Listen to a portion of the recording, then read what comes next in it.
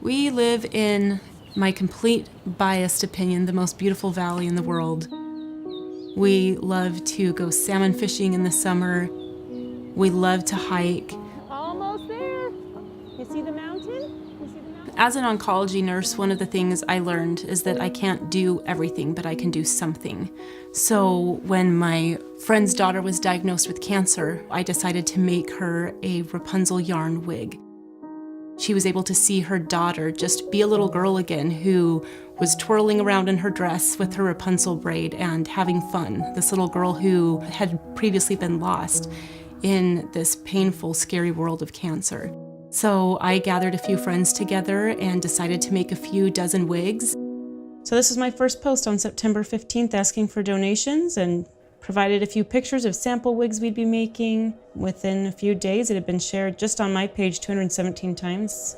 About a month later, Babbel.com shared our story on the internet, and right away I knew that this wasn't going to be a one-time project of making a few dozen wigs, that this would be much bigger than that. And then I need to get some of the thin black yarn to thread them through.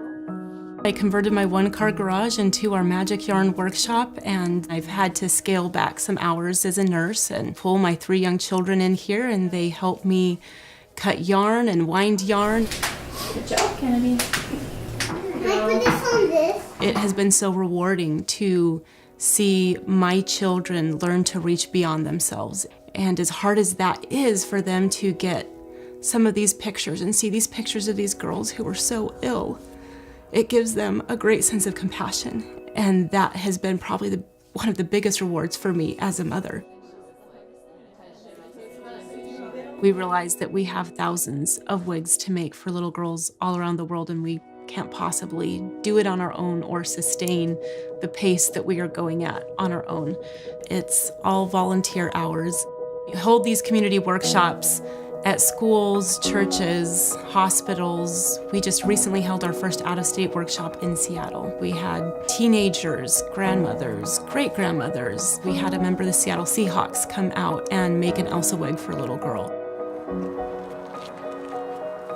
We were first contacted by the prison saying that they wanted to get involved because they have women in the prison who crochet, and they'd like to help crochet the beanies. And after crocheting several hundred beanies, they asked if they could also learn how to make the wigs. So they have been starting to make wigs as well. Right now, we really need the blue snowflakes, crocheted snowflakes. So if there's any beanie color to focus on, it would be the pink, the blue, the purple, or just the snowflakes. There have been times a little voice inside myself says, these are just wigs. This isn't really that big of a deal or that important. But then we get emails and they tell us how much it meant to them to see their daughter smile again and to see their little girl again who had had her childhood robbed from her because her life is nothing but illness and needles and pain and hospitals. So for these little girls and for their parents and for their families, they feel like this gives them a little bit of a normal life again, a glimpse of what it was like and hope of what it might be like when they get better. Just for you and your sparkly dreams, made by Jenny Evers, all the way from Alaska. Stop. It's so soft. It's gorgeous. Oh, wait.